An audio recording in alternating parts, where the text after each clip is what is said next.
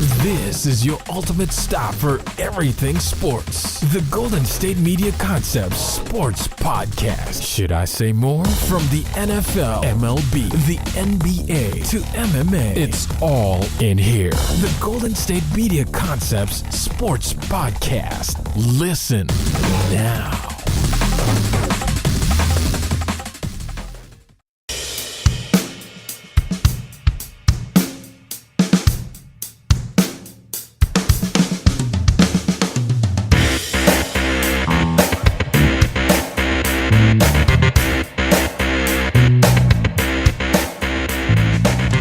Thank you for listening to the Golden State Media Concepts Sports Podcast, where we discuss everything in the wide world of sports. I am Ben. And I'm Anthony. And we are back here on a Friday, leading you into the weekend. Going to be talking a lot of football, as we always do here on Fridays with the NFL. Last night's game on Thursday Night Football between the Chargers and the Broncos. We'll recap that. We will also talk about this weekend of college football. Not too many big matchups, but a few within ranked opponents, a couple within the top 10, as a matter of fact. And we also are going to be talking a lot of baseball. We had a wild Game 5 last night of the National League Divisional Series between the Nationals and the Dodgers. We will be breaking down that game, as well as previewing both of the championship series. The American League side with the Blue Jays and the Indians leads off tonight with Game 1. And then we will be having Game 1 of the NLCS with the Los Angeles Dodgers after their win last night over the Nationals and the Chicago Cubs on the weekend. So first, let's talk about Game 5 of the NLDS last night between the Nationals and the Dodgers. As I mentioned, the Dodgers do win that game 4-3. I guess, Anthony, you can kind of fast forward to the 7th inning of this game. Right. That's where all the fireworks happened. So it was 1-0 Washington at the time. They got a run in the second inning, and then the 7th inning is where everything kind of got explosive, I should say. Yeah, so you had Ruiz come in for Utley. He gets a nice little base knock. You got, give him the lead 2-1. Peterson had a home run. Turner came in, got a triple, blew it up a little bit to 4-1. Had a little bit of confidence. Then you get a little shaky. Elsie comes in, gives a 2-run home run, makes it a little bit closer. You know, one thing that the Dodgers decided to do, they basically did the whole thing of, look, we want to win this game. Kind of what the Cubs did with Aroldis Chapman in the game against the Giants, where you bring in the closer a little bit early just because you want to get these outs. Brought in Jansen, got a couple innings, tried to go all three, didn't work. Then, it was a weird thing to watch because, you saw Kershaw walk to the bullpen and you're just like, is he really going to do this on a day or two rest? A day of rest. A day of rest, yeah. After throwing 110 pitches in Game 4. Mm-hmm. And it was like you're watching it, but then they still brought, Jansen back in. So they're like, okay, maybe it was just one of those things they're trying to fake someone out. It's just like, we're going to show him in there just that way you think maybe we bring him in. But then he couldn't do it. Jansen couldn't do it. He walked Worth. He walked Harper. So, it was one of those things where it's just like, all right, now you got to bring him in. And the first batter he faced, Kershaw, was Murphy. And, I remember what he did last year, and I was like, oh, no, because it was one of those things for Kershaw, if he gave up, the home run, because that would have been the one literally to lose the series, if he'd given up, a big hit or a home run, that would have been terrible for Kershaw. We would have hammered him hard. Maybe we wouldn't, but, the media would have hammered him hard. Yeah, Daniel Murphy's had success against Kershaw. Going into last night's at-bat, he had been hitting .333 against him, and he's actually the last left-handed hitter to hit a home run off Kershaw. But obviously you have the lefty-lefty with Kershaw and Murphy. Right. He gets him to pop out, and then he gets the last guy out for his first career save after 1 day's rest. What I was most surprised with was Dave Roberts, the Dodgers manager, bringing in Kenley Jansen, his closer, as you mentioned, in the 7th inning with no outs. Yeah. So he's got to go 9 outs, a 3-inning save, which just does not happen anymore. Yeah. He throws a career-high 51 pitches, goes 2 1/3, does really well. Right. He did give up 4 walks, but he did have 4 strikeouts as well. You could tell in that 9th inning he was just out of gas. Yeah. 51 pitches, that's a career high. But I think it has to do with the starter for the Dodgers, Rich Hill. He only went 2 2/3 innings. Only gave up 1 run. Yeah. But still, he's not going really deep into the game. So they're having to use that bullpen in the 3rd inning. Yeah. And in a winner-take-all game, you have to sort of hold back nothing, because if you do, you could not be playing next week. So you kind of have to do what you can. when Kershaw started warming up, I knew he was going in because you don't warm him up to let him sit there. Yeah. Dave Roberts said before the game, Kershaw's not available. He's not available. And you know Kershaw, the spirit he has, he wants to go in there and pitch. Yeah. He doesn't want to sit on the sidelines. He wants to go over there. He's staying in the dugout all game. Then the 8th inning, he just kind of walks over to the bullpen, and then he kind of has his warm-up jacket on. It's like, okay, he's going in. Yeah. And then for only 2 outs, you don't really have to say, he's going in. He only threw 7 pitches. He's not going in there and facing 12 batters in 4 innings. He's only doing 2 outs. So I wasn't really surprised that he went in there. And obviously you'd want him in there, the best pitcher in the game, a lefty versus lefty matchup against Daniel Murphy, who was second in the National League in hitting. So he's definitely a very capable guy. Yeah. So you have to sort of put it all out there. I guess that 7th inning, we talked about all the fireworks, but some people might say it's a little boring. I mean, you had 6 switches with pitchers in that 7th inning alone. You had 39 players appear in this game. Yeah. 21 for the Nationals and 18 for the Dodgers. The Nationals were literally on their last guy on the roster with that last out. I guess maybe you could say, did Scherzer get pulled a little too early? He gave up the 1 home run to Jock Peterson in the 7th inning. Yeah. He leaves without any outs at only 99 pitches. Would you have kept him in there longer? I mean, I get it. Like, I get them taking him out early because it's Game 7 and you don't want to, do the, Gritty Little thing where you leave the pitcher in a little bit too long with Pedro. Like, I get that whole mindset of just, let's just get the bullpen. Because if you trust the bullpen enough, you want to use them. That's why you have them. So I get that. Like you said, Rich Hill was pulled after 2 2/3 innings. The good thing for Dave Roberts is he had starters in Urias and Blanton to go to. Like, you have guys who are used to kind of eating a couple innings to do that part like that, Zabchinski's not that guy. Like, he comes in, he's a relief guy and stuff like that. So you didn't have the same sort of, how would you say it? Like, you don't have the same faith necessarily that your guys can go long distances. Like, you're going to have to use these guys. I mean, you saw him after that, Zabchinski didn't get an out. Trinan had a third of an inning. Solis had a third of an inning. Kelly didn't even get an out. Perez, 1 inning. Melancon got 1 1/3. So it's like these guys are slow little chunks to where you get Blanton, who had 1 1/3. Urias had 2. So you had guys, and then Jensen, we said, try to go 3, and he couldn't go 3. So you had at least a little bit more of a room for the Dodgers, but I can't blame Dusty Baker for basically saying, okay, whatever, like, this is tied. Like, I don't feel like giving up a 3-run home run and being second guessed. Like, I get it. Yeah, I guess you can sort of put it there. And hindsight is 20/20. Obviously, you would have kept Scherzer in there probably a little longer, the ace of your staff with Strasburg on the disabled list, kind of. So right. I guess hindsight's a little 20/20, but nevertheless, the Dodgers do win the game. Really, really entertaining game. I was really surprised. I did think the Nationals would win, but obviously the Dodgers won that game because their bullpen outpitched the Nationals bullpen. It was 1-1 when both the starting pitchers were out of the game. By time Scherzer was out of the game, it was 1-1. So you can sort of lean on the Dodgers bullpen holding them there to that game and obviously the win. Now they will go on to face the Chicago Cubs. Game 1 in that series is on Saturday. The Cubs are going to have John Lester on the mound with more than enough rest. Right. The Dodgers have not named their Game 1 starter, but you would imagine it would be Kenta Maeda. He's their number 3 starter. Kershaw's arm's probably feeling exhausted right now. Yeah. He had Rich Hill pitch last night, so I would imagine it would be Kenta Maeda, but we'll have to wait and see on that game. That's Game 1. I do really like the Cubs in this series. I feel like the Dodgers' only chance is they have to sort of win games when Kershaw's not on the mound because you have to expect him to win the games when he is on the mound. But the Cubs are so dominant. The only threat to the Cubs in my eyes was the Giants. Right. And they handled them in 4 games. So I'll take the Cubs in, I'll say 5 games. I don't see it going more than 5 games. I'll give the Dodgers 1. I'll give the Dodgers a couple. I'll give them 6 or 7 games with this whole thing. Like, I don't think it'll be as big of a thing, as short of a series as that. Okay, there's 2 things with Kershaw. And I might be, weird with his position, but all right, just hear me out. He got the save. Congratulations for you. 100%. Like that, especially with Dave Roberts doing that took stones, all that stuff. This seemed to, flip the narrative of Kershaw a little bit from, the postseason guy not that good to you basically pitched, you have 7 pitches, and now all of a sudden the narrative changes, which seems kind of weird to me. I understand Bumgarner going 5 innings on the short rest. That's a lot on your body.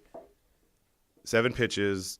To be fair, like I said, he got Murphy to pop out, and then he struck out after that. So, I mean, I don't know. I'm just not as, I'm impressed by it, but it's not one of those things oh, okay, cool. Narrative totally switched. It just seems weird to me. Yeah, and Kershaw did not pitch really exceptionally well in the 2 games before last night's game. Right. Game 4, he gave up 5 runs. Game 1, he gave up 3 runs. And although Dodgers did win both those games he was in, it's not like he literally shut them down. And the Cubs, in my eyes, have a much better lineup than the Nationals do. Mm-hmm.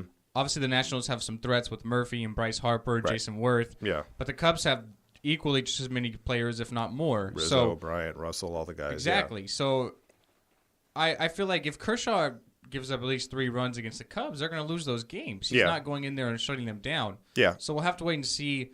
Game 2 is going to be on Sunday. I doubt he pitches that. Maybe he goes Game 3. Yeah, maybe when they go back to L.A., but we'll have to wait and see. So now on the American League side, we have Game 1 of the ALCS tonight. Mm-hmm. The Toronto Blue Jays going in to face the Cleveland Indians. Marco Estrada's on the mound for Toronto and Corey Kluber on the mound for Cleveland. Estrada gave up 1 run in Game 1 of the ALDS against the Texas Rangers in that victory.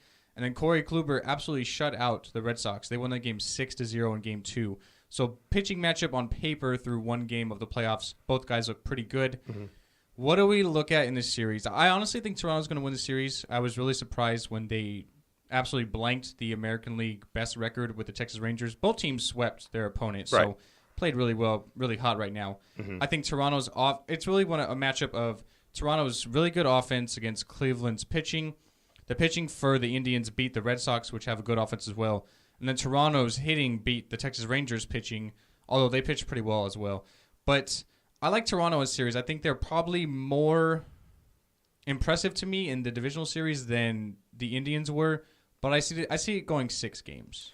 Yeah, I would say 6 or 7 games. I'd be interested in the first game tonight just because it's been such of a layoff for them. They've had so much time to rest. You kind of get that rust thing. So probably it's more like a 3-2 game, low-scoring game. And like you said, whether it was Kluber or whoever, like they both, didn't shut out, but like had really strong pitching performances in the game before that. So they're rested, they're ready. Estrada, like you said, he went 8 in the 3rd innings, almost went complete game, 98 pitches. So he's more than ready. Kluber's been the ace of the whole year for the Indians. So it's one of those things where I can see them coming out just kind of how Cueto did when he was against the Cubs I can't remember who the pitcher for the Cubs was at the time. You're talking about Game 1 of the DS series? Yeah. That was John Lester. And Lester, yeah, kind of one of those games to where it's just like both of them are doing well and you just have that like one bad pitch, that one bad inning, and lose 2-1 or 3-2 or some low score like that. But I agree with you, probably 6 or 7 games. And I would go probably with the Blue Jays. Just I trust their offense a little bit more.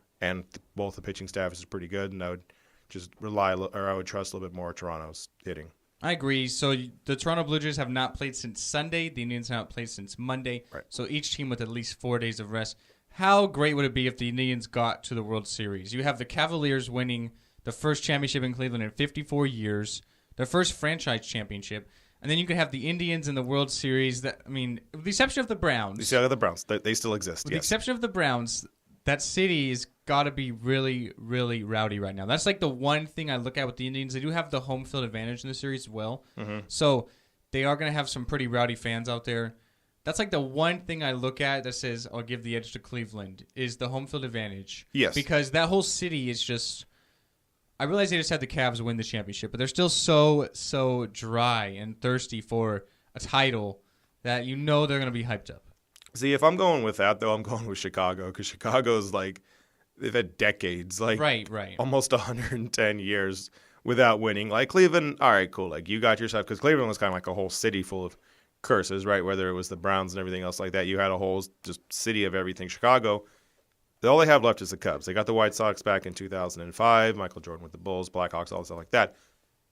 That's the one thing that Chicago hasn't had, and it's a really long time coming for them. Like I personally would want to, like, let's say the Cubs are in the World Series and let's say they're up 3-1 and game 5 and 6, let's say that's in Chicago. I want to go to the city of Chicago just to see the insanity if they win the World Series. Now the city may be set on fire, but I think it'd be really fun to be in Chicago, not actually in Wrigley because those seats cost like $10,000 for like the worst. But also, don't we just like making fun of Cleveland? Isn't that kind of what we do? We just kind of we'd like to knock on Cleveland. And now we knock on them a little bit less because, the chosen one, LeBron, came back and won a title. But we still got to make fun of Cleveland. That's still a thing. It really is. And like you mentioned, I think if the Cubs win the World Series, that whole city is going to erupt. So we had great games in baseball last night. One thing we did not have last night was a great Thursday night football matchup between the Broncos and the Chargers. We will talk about that and preview the rest of the NFL slate of games this weekend right after this break here at the Golden State Media Concepts Sports Podcast. Don't you guys go anywhere. We're just getting started today. Tired of searching the vast jungle of podcasts? Now listen close and hear this out. There's a podcast network that covers just about everything that you've been searching. The Golden State Media Concepts Podcast Network is here. Nothing less than a podcast bliss with endless hours of podcast coverage. From news, sports, music, fashion, cooking, entertainment, fantasy, football, and so much more. So stop lurking around and go straight out to the Golden State Media Concepts Podcast Network. Guaranteed to fill that podcast itch. Whatever it may be. Visit us at www.gsmcpodcast.com. Follow us on Facebook and Twitter, and download us on iTunes, SoundCloud, and Google Play.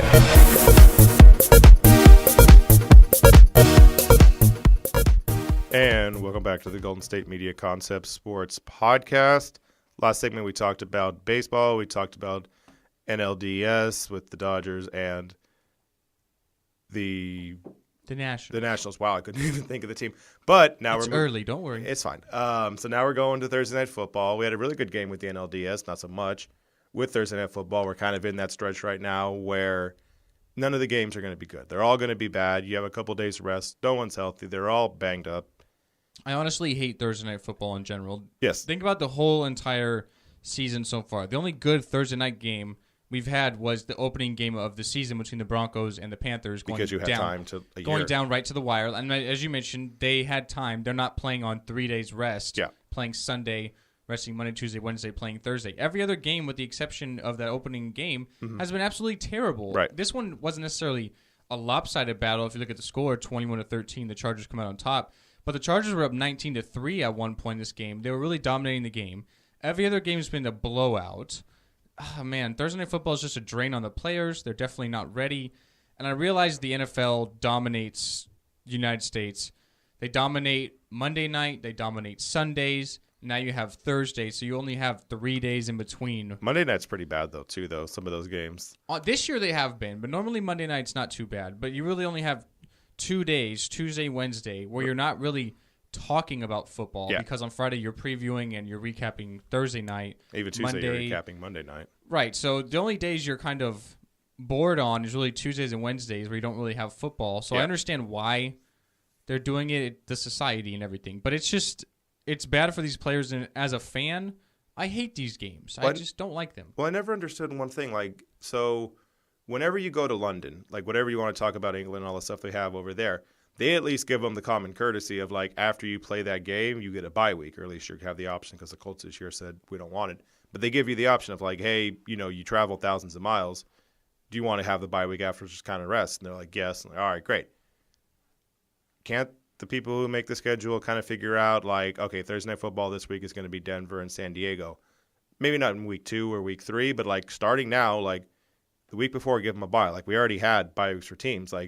So you're saying coming out of their bye, they'd play on Thursday? Yeah. That way you have time. And it's always division games. It's not like the Denver Broncos are playing the San Francisco 49ers. They're always inter-division games.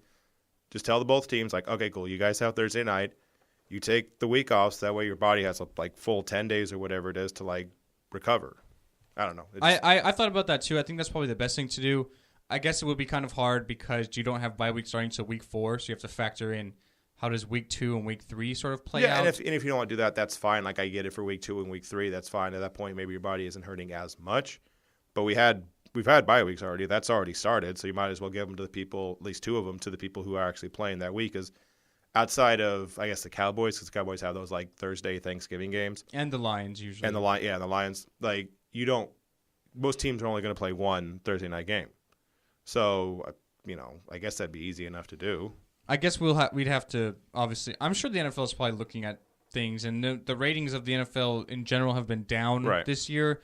And I think a lot of that is because not so stellar matchups. We have politics going on. We're less than a month away from voting. The debate was last Sunday, so you have that going off with Thursday night And then you have Sunday Night Football going on while the debate's on. You have baseball playoffs going on. So there's a lot of things going on. It's not like the NFL is the only thing going on. People are just not watching. There's a lot of things going on in the United States. But also, like Thursday Football has this thing where you can stream it on Twitter. That's what I was doing last night. Mm-hmm. So, I mean, it's a lot of things, mobile and the internet's kind of taking over. So the need for television and cable, in my eyes, is kind of dying. But So as far as the game last night, Denver, I kind of expected them to lose this game because they had a lot of things not going in their favor. You have Trevor Siemian starting again after missing the game on Sunday with the shoulder sprain. Although it was on his non-throwing shoulder, he's probably still feeling some effects of it. Yeah. You have their head coach and play caller on offense, Gary Kubiak, not there because of migraine issues. He was in the hospital for Sunday and Monday, so you have to sort of factor that in.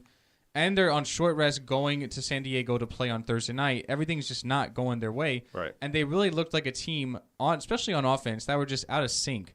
Trevor Siemian attempts 50 passes. Yeah. And I realize a lot of that is because they were down by 16 in the fourth quarter, so that takes the running game out of it.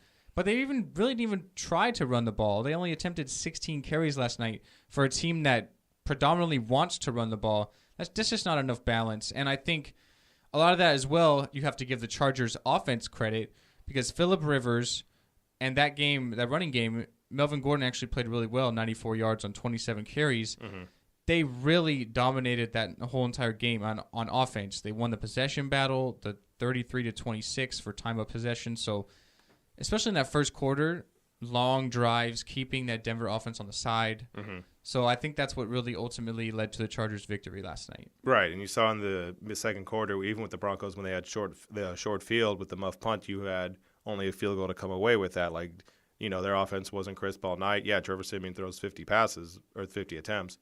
That's not his style. That's not what they want him to do. They want C.J. Anderson to get the ball to kind of balance stuff out so that way it's not going to be too much of a tax on him because – to be fair, that's not his style. That's not what they want him to do. You can give that to him if you want to, but it's probably not going to go well. And C.J. Anderson's been meh for the past 3 weeks, or 4 weeks really, since basically game one. Yeah, since the game one where he had 92. He had 74 against the Colts. That's fine, but against Cincinnati, 37, against Tampa Bay, 49, and against Atlanta, 41.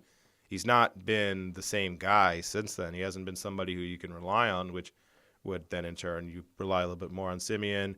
Plus, Emmanuel Sanders, Norwood, Thomas, none of them had that great of a game. Which, they all had around 40 yards. Mixed on the other side, Hunter Henry, he's been doing pretty well over the last few weeks. 83 yards and a touchdown this week. But even before that, against Oakland, he had 74 and a touchdown. Against New Orleans, 61 and a touch. And Indianapolis, 72. Like, he's been sort of the replacement for Gates. Maybe not replacement's the right way. Like, he's kind of stepped into that role pretty well. He's definitely going to be as soon as Gates retires, which, knowing Antonio Gates, I realize he's been so good for so long. It feels like he's been playing forever. Yeah. Because he's been, like I say, he's been so good for so long. And Hunter Henry, the rookie, as you said, out of Arkansas, second-round pick, he's been absolutely fantastic. Yeah. You mentioned a touchdown in 3 straight games. With how much injuries and lack of depth the Chargers have at wide receiver, to have a playmaker like that you can pair along with Gates is really good for the Chargers. I kind of feel bad for Phillip Rivers. He's kind of having to do what he can with really makeshift receivers. Mm-hmm. And a lot of what Phillip Rivers does now, it seems like he kind of dinks and dunks it down the field to the fullbacks, to the running backs, to the tight ends all game. And that works. There's nothing wrong with that. So for the Chargers, they're now 2-4. Chargers have had a lead in every single game. They could easily be 5-0, 6-0, or 5-1, I should say, 6-0. But sitting at 2-4, now you have Denver at 4-2, dropping 2 games in a row. How much do you sort of put the blame on the defense with their 2 losses? It seemed like Atlanta really controlled them all game last week, and then the Chargers as well this week. It seems like the Denver defense, I wouldn't say necessarily as good, but they're not getting off to great starts. They've given up 31 points on the opening drives of the whole season. They only gave up 24 points on opening drives all of last year. Mm-hmm.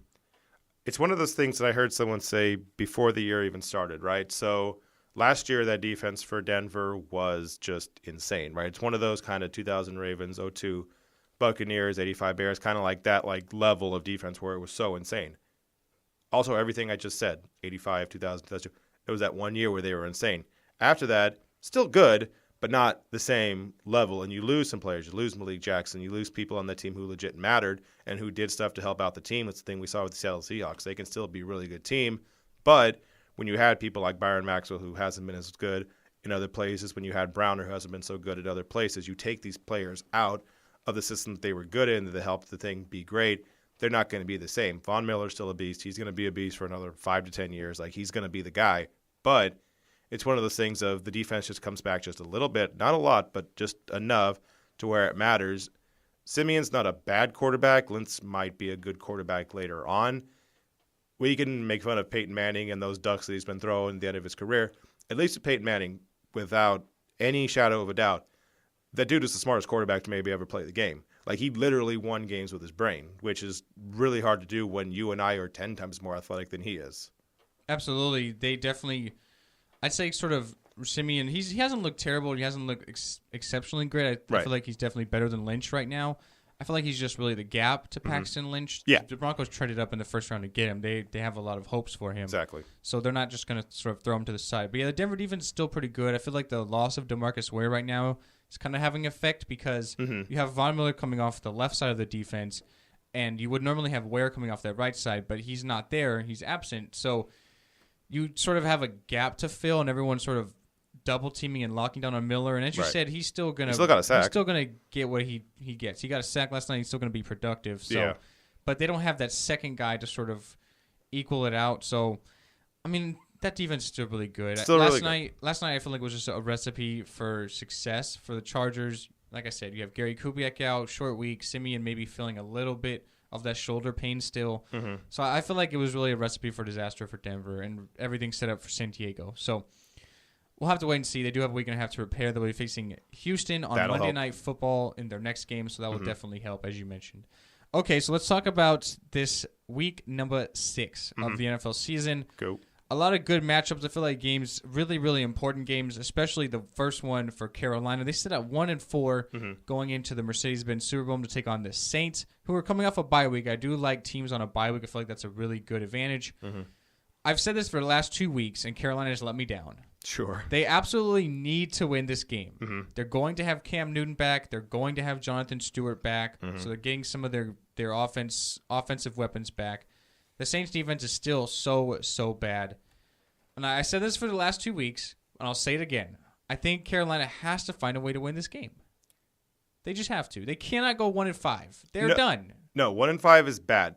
I am not a believer in the Falcons. I think the Falcons will do Falcons things and kind of regress back to the Falcons were 5-0 last year, and then we saw what happened. Yeah, exactly. So, like, that alone makes me kind of be like, all right, like, the Panthers can get it back. The Saints, I don't think the Saints can get it back. The Saints have a fantastic offense, just great with that. You know, Drew Brees is one of the best quarterbacks of all time, but that defense is literally the balancing factor of it. You can throw for 500 yards in a game, but you will also probably give up about 600 yards of total offense on the other side. For the Panthers, this is when they have to do it. And don't get me wrong, like, you know, the games they lost by 1 to the Broncos, they lost by 3 to the Buccaneers. They've been in these games pretty close. You got the Saints, you got the Cardinals who've been struggling, you got the Rams coming up, even though it's in LA. You can win maybe 2 of those next 3 games, and then at that point, you're 3-5. It's fine. It's not great, but like you can kind of maybe come back to 9-7, 10-6, and you'll be fine. Cam Newton, I believe he practiced. He's out of the concussion protocol. Yeah, he's been practicing all week, so he's ready to go. So that'll help because Derek Anderson's trash. You don't want that. He's terrible. You don't want him as your quarterback. We saw what happened on Monday when they played Tampa Bay. Right. So, and we talked about it on Monday, Alex and I, in the preview. I was like, you know, Derek Anderson, that's not terrible. He's probably one of the better backups in the league, a guy you'd want to have because of his experience. He's been in the league for a decade now. But then he just sort of lays out a stinker on Monday Night Football, and that defense gets absolutely torched up the middle by Jacquizz Rodgers, one of the smallest running backs in the league, and a guy who wasn't even on Tampa Bay to start the beginning of the year. Right. So maybe you see the Saints try to replicate that. Maybe Mark Ingram, a big physical running back, goes up the middle a lot. He's on my fantasy team, so I would hope so. But the Saints are still going to throw the ball over the yard. And 100%. I'll have to see what happens. All right, so in my opinion, this is kind of – we have 2 games of the weekend, one in the AFC and one in the NFC. So for the AFC, we have an AFC West battle. We have the Kansas City Chiefs going into Oakland, who, if the season ended right now, would have the number 1 seed in the AFC. The Raiders, of all teams, who since they've been to the Super Bowl, I say with the exception of last year maybe, have just been along with the Browns, the laughing stock of the league. So Oakland really turning it around, playing great. They are at home against Kansas City, who come off a bye week. The Chiefs are a 2-point favorites. The Raiders are 4-1, but let's be honest here. They're giving up over 400 yards of offense per game. Mm-hmm. They're 4-1 because their offense is carrying them, and their defense is just sort of being opportunistic near the end of games. The Chiefs are a team that do not turn the ball over. They play physical defense. They force a lot of turnovers. I like Kansas City, especially off of a bye week. And Andy Reid off bye weeks is absolutely perfect. His record's always so good off bye weeks. I think he's 15-2. I think I saw what the stat was, 15-2 off a bye week. Yeah, I was going to say that. I'll take Kansas City. Yeah, that's If for nothing else, you understand that Andy Reid has been obviously doing this for a while. If you have 17, different times where you're coming off a bye. Yeah, I'm going with them. I'm going with Kansas City. Bye week gives them a little more time to prepare. Like you said, the offense is basically the reason why the Raiders do anything with Carr and Amari Cooper, and you sprinkle in whether it's Murray or Rashard or anything else like that, just kind of like the running game to help out. But, yeah, I think the Raiders will do fine. I think they'll score points. But I think not as many. I think maybe you give them 21, a 24-21. Don't get me wrong, if the Raiders can score 30, I don't think Alex Smith can get you 31. I think he can get you 24. I don't think he gets you 31, 35 points. So you were actually correct. 15-2 after a bye. So give yourself a pat on the back, my friend, because that was a great, great stat you had there. So, yeah, I like Kansas City in that game. And then if you go over to the NFC side, maybe the Falcons and Seahawks a little bit, but I do like Seattle coming off a bye week as well. I'm not really sold on the Falcons. I do think the Seahawks and Minnesota are probably the best two teams in the NFC right now. But you look at the game of the weekend, Dallas going in to face the Green Bay Packers at Lambeau Field. Green Bay's a 3.5-point favorite. Dallas, especially Dak Prescott, has looked absolutely phenomenal lately. I'm a Packer fan, so this is tough. But you know what? I'm going to take the Cowboys in an upset here. When I look at the Green Bay Packers offense, last year the excuse was Jordy Nelson was out. Right. This year they don't really have an excuse. Aaron Rodgers just does not look in sync with anybody on offense. I realize Jordy Nelson has a touchdown in every game, and that's great and all. But he can't even throw for 300 yards in a game, it seems like, anymore. He threw 2 interceptions last week against the Giants, who their defense has had a lot of issues this year, as we've seen. The Cowboys are going to try and run the ball. Ezekiel Elliott leads the NFL in rushing.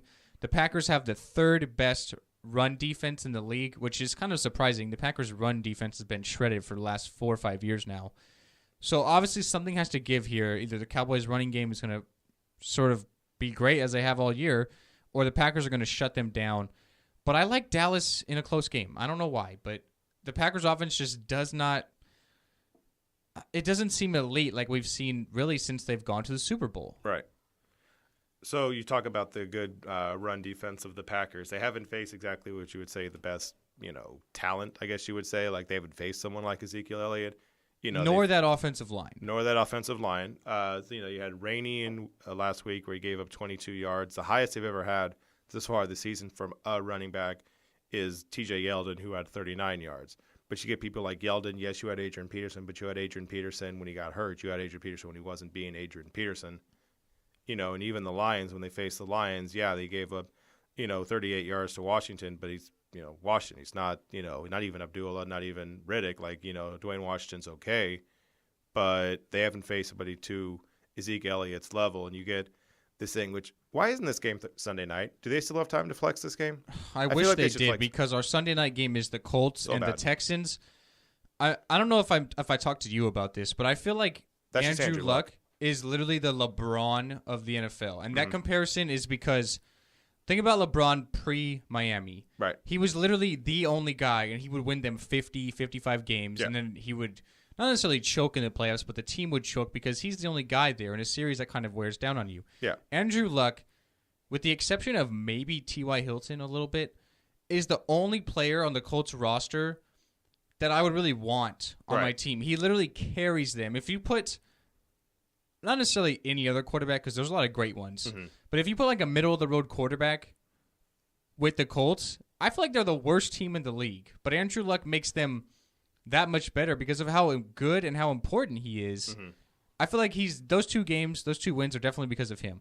So that's our Sunday night game, which I'm not looking forward to at all. But, I mean, going into the beginning of the season, you would look at that divisional matchup as, a game that would be probably important. The Colts would have Andrew Luck back after last year, which they did not have him, and we all saw how that went. J.J. Watt's injured. We didn't think that would happen. Right. So sometimes you have to just start predicting things a little too early. And then, obviously, there is changes during the season. If game is really important near the end of the season, they'll switch it to the prime time. But this is definitely the Packers and Cowboys, especially with their rivalry the last couple of years. Think about the Dez Bryant non-catch or catch, what do you want to call it? Yeah. It's a big game for both teams, both sitting with only one loss. Cowboys 4-1, Packers 3-1 since they've had a bye week already. But I don't know, something about this game just I don't think the Packers offense is really as elite as we've seen them, and Dallas just does not make mistakes. They run the ball. Dak Prescott dinks and dunks down the field. I like the Cowboys in an upset. I don't know why, and I'm going against my team. That's really hard for me. No, I get that. Well, you look at the Packers on defense alone, they only have 2 interceptions the whole year as a team. And Prescott, we've seen the one thing he's really good at is basically not making the disaster throw. He's only had 1 turnover, and that was a fumble last week. He hasn't even thrown an interception. Right. And this is basically without Dez Bryant. Right. Dez Bryant's probably not going to play in this game.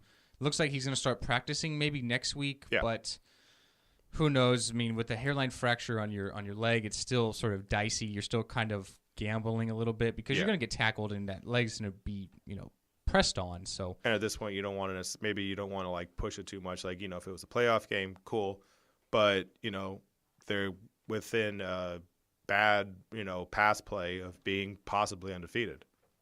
Definitely, Terrence Williams not running out of bounds is really their only.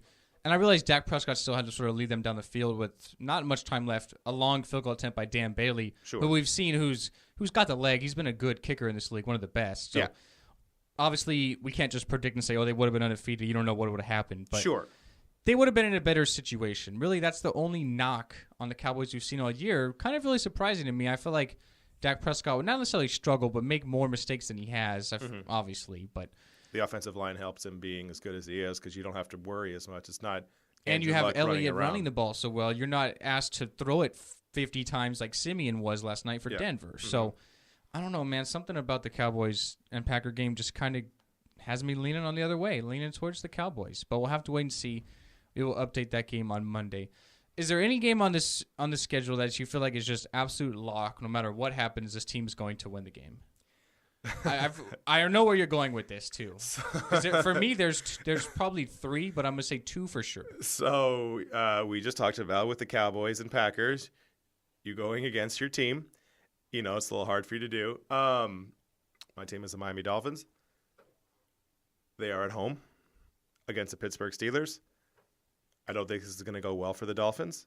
We've seen Ben Roethlisberger be in a groove with it doesn't matter who the wide receiver is, Antonio Brown being the number 1, but you can put in coach, you can put in whoever you want. Still going to have about 300, 350 yards. You get Miami Dolphins, whose defense is not good. You get their offensive line, which is not good. The quarterback, which is not good.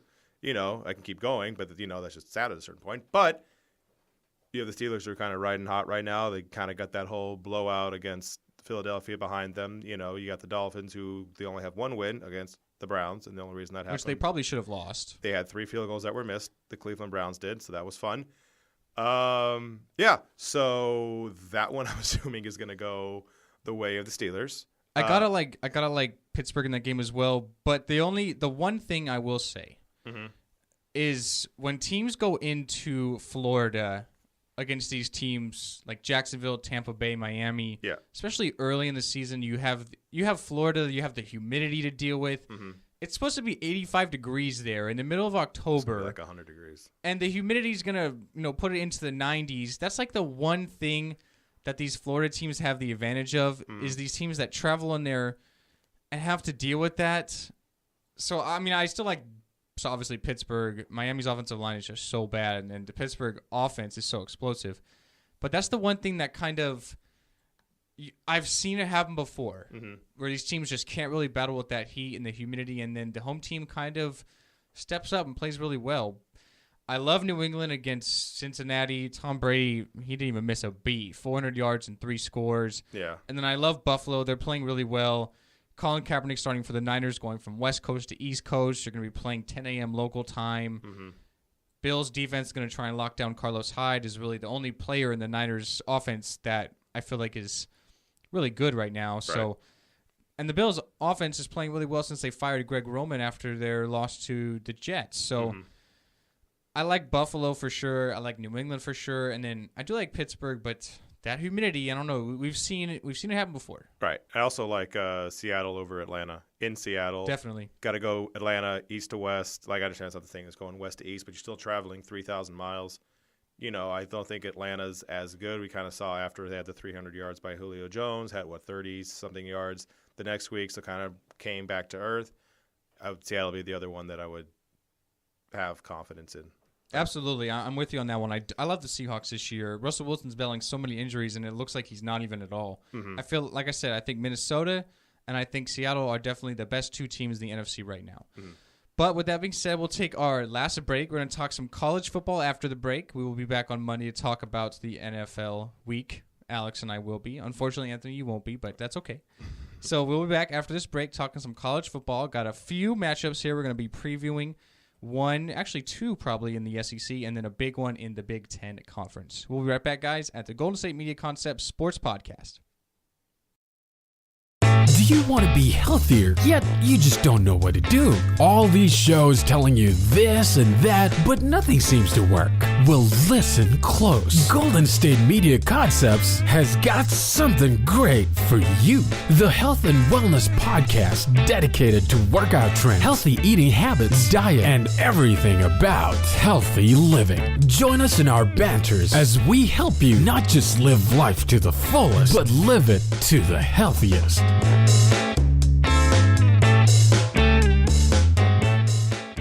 Welcome back into the Golden State Media Concepts Sports Podcast. Going to be talking some college football. So tonight we actually have a game in the ACC. We have number 7 Louisville at home against Duke, who sit at 3-3. Louisville's only a 34.5-point favorite. So I think Lamar Jackson and company should be able to handle the Blue Devils. This isn't basketball. Duke is not the football powerhouse. So. Right. So let's talk about some games this weekend. We have number 1 Alabama going on the road to face number 9 Tennessee. Tennessee actually didn't even drop in the rankings after their loss last week in overtime to Texas A&M. You almost called this one. Yes. Because you said Tennessee would go down and then come back and win the game. That's exactly what happened. They went down 14 points again. Oh, yeah.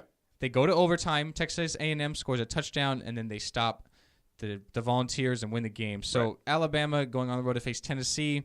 You mentioned last week that Tennessee's going to fall behind and then not come back against Alabama. Yeah. You still on that? Oh, yeah, no, 100%. Yeah. Like, my confidence with Tennessee last week was because even though the teams you're playing were pretty good, Texas A&M and Georgia, who are both, and even Florida, who are top 25 teams, like, Alabama is a different level. Like, the top 4 or 5 teams in college football are totally at a different kind of level than everybody else. And Alabama, I mean, for the last, was it like a decade, like 8 years, something like that, they've just been, like, ridiculously talented, and they just keep replenishing like the number 1 recruit with another number 1 recruit year after year. They don't even rebuild. They just restock. Yeah, they're just like, oh, okay, cool, that's nice. Okay, this defensive tackle is going to be the 10th pick in the draft. All right, cool. What's this? Oh, this is the best defensive tackle in high school. Okay, you come here. I've thought about it like Saban and maybe Urban Meyer. Right. And then in college basketball, I'd say John Calipari at Kentucky. Mm-hmm. Really, they have to have the easiest job of recruiting. And Coach K. Coach K's got the Olympics to come behind him. So right. He can get all these people. I feel like this would be my recruiting pitch. Like, you see all those guys in the NFL. Mm-hmm. Like they went through my school, and you see these rings on my finger, all like 5 or 6 of them between LSU and Alabama. Mm-hmm. Like, if you want to get one of these, just like sign your name on this line, and then like John Calipari and Coach K are like, do you want to go to the NBA? You want to be like a top 1 or 2 pick? Like, just sign your name right there, and I'll get you there. Like, they have to have the easiest job. Yeah, no, there's been, like, I made jokes with friends of mine before with college basketball. It's like, okay, we're going to take All-Stars. We're going to take your LeBron, your Steph Curry, all of that. That's fine. And then we're going to, play, basically we're calling the Calipari All-Stars, which is basically Karl Anthony Towns, Derrick Rose, people like that. And it's just like, they'll still be pretty good. Like, they still may win the game just off of the Calipari All-Stars.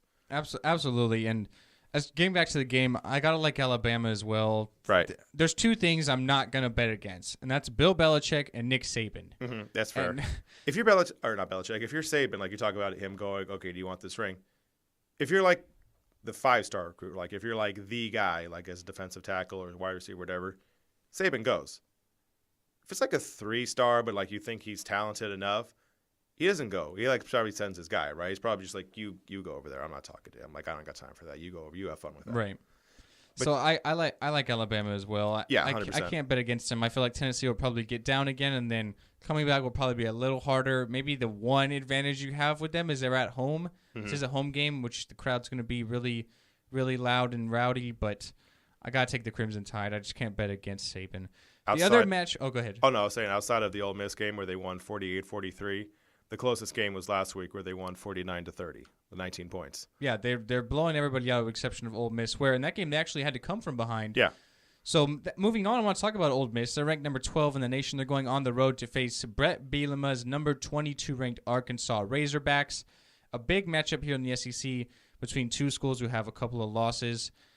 I'm going to take Ole Miss on the road. I feel like they have a much better offense. Arkansas is going to try and run the ball and play defense and win a low-scoring game. Ole Miss plays good defense as well, but they have a more explosive offense with Chad Kelly. I'm going to take Ole Miss in this game in maybe like a one-possession game, like 3 or 4. I just have more faith in their offense, I guess. Yeah, so the lowest they've scored, Ole Miss, throughout the whole game was 34 points to FSU in that FSU game where they were leading, and then FSU ended up coming back. You know, you lost 2 games, which are understandable because you lost to FSU and you lost to Alabama. Fine, we'll give you that. That's fine. You beat Georgia 45-14. That's pretty good. And now you go into, I understand it's in Arkansas, and Arkansas has kind of that same Wisconsin, Iowa kind of like style where it's just basically we're going to run the ball and annoy you, and we're not going to let you do what you want to do kind of matchup. But we've seen with Arkansas, like you gave up 49 points to Alabama. You know, you even gave up 38 points to TCU. You know, their defense hasn't been as strong as it's been in the past. And if you're Ole Miss, the way you can score, like, yeah, I would give the edge to Ole Miss. I'm with you on that one, buddy.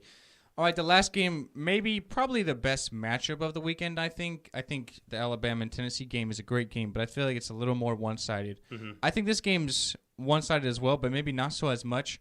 So we have the number 2 ranked Ohio State Buckeyes going on the road, going into Wisconsin to take on the number 8 ranked Badgers. Both teams did not play last week. Oh, I'm sorry, no. Ohio State did play against Indiana, but Wisconsin did not play last week after their loss 14-7 to Michigan the week before. Mm-hmm. I can't bet against Urban Meyer either. Even though Wisconsin does have a week to prepare since not playing last week, they are at home.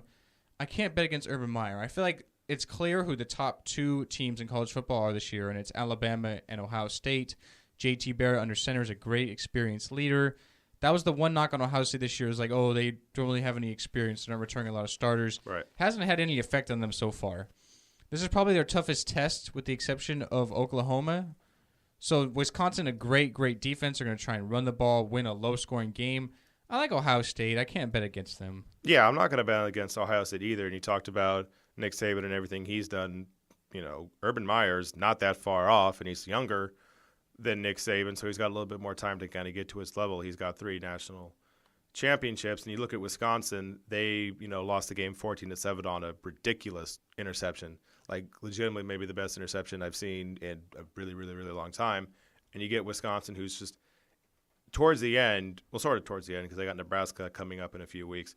But you just had Michigan State, Michigan, and Ohio State back to back to back. And yeah, it's fine. You have a break in between that. But, like, I can't see them, you know, trying that hard for that long. You got to just keep facing, you know, these hard game. You know, you already had the Arkansas and Georgia State in the beginning of the year. If you mix that in between, you know, I can understand that.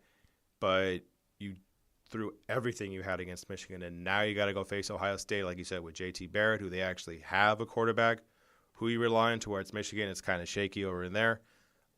Yeah, I'm going to go with Ohio State, but I'm going to say it's probably still going to be a relatively close game. Call it 21-10, something like that. Not like a huge blowout by any stretch. Yeah, I'm with you. I can't bet against the Buckeyes. The only time I might be able to is against Alabama, but then right. Ohio State beat them. He did, 2 years ago in the College Football Playoff. So I don't know. We'll have to wait and see. I think both teams will probably get there. So there's still a lot of great matchups here in the College Football Week. Obviously, every week is capable of providing fireworks. Look at last week when Navy beat Houston, really dropping them out of, in my eyes, any chance of getting into the College Football Playoff now since they're not in a big conference. Right. Houston dropped to number 13. They're facing Tulsa this week, so I should expect they're going to have a big rebound and really kill Tulsa in my eyes. But obviously, I guess you can say maybe their season's done. I don't know. They still have the game against Louisville, but every week is really explosive. There's obviously anytime there's capable of providing fireworks, big upsets, they happen. So they're hard to predict. Houston makes me feel like what Boise State used to be, where Boise State, like you'd always hope they would actually be in the national title, but they lose that one game, be it to Nevada or whatever else, to where it's like it just knocks them out of the contention of being in that game. And now you just are like, okay, well that stinks. Yeah, Boise State, they currently are ranked 15th in the nation. They're undefeated. Facing Colorado State at home this week, they're a 28-point favorite. Right. On that blue turf. That blue turf is so cool. I love it. But yeah, it's so good. So Boise State, you never know. Maybe they'll create some fireworks this year and get into college football playoff. No, I'm just kidding. They won't do that. But definitely, if they finish undefeated, they'll probably be in a really good bowl game. We'll see just how good they are. So I'm happy to see them continuing their success since Chris Peterson moved on to Washington. So he obviously built that program up, and now they're sustaining it. That's obviously a great thing. So I don't know, but with that being said, we're going to end the show today. I feel like we did a great episode, talking a lot of baseball and football. We'll be back on Monday to recap really a lot of the same stuff, the NFL, college football, and then the championship series going on in baseball. We're down to our final four in baseball. Really exciting, a lot of good games. We'll be updating that on Monday. Unfortunately, Anthony will not be in the studio, but Alex and I will be, and we'll be talking a lot about that. So with that being said, I feel like we had a great episode. I hope you guys enjoyed it. My name is Ben. And I'm Anthony. And we are out of here at the Golden State Media Concepts Sports Podcast. You've been listening to the Golden State Media Concepts Sports Podcast, part of the Golden State Media Concepts Podcast Network. You can find this show and others like it at www.gsmcpodcast.com. Download our podcast on iTunes, Stitcher, SoundCloud, and Google Play. Just type in GSMC to find all the shows from the Golden State Media Concepts Podcast Network, from movies to music, from sports to entertainment, and even weird news. You can also follow us on Twitter and on Facebook. Thank you, and we hope you have enjoyed today's program.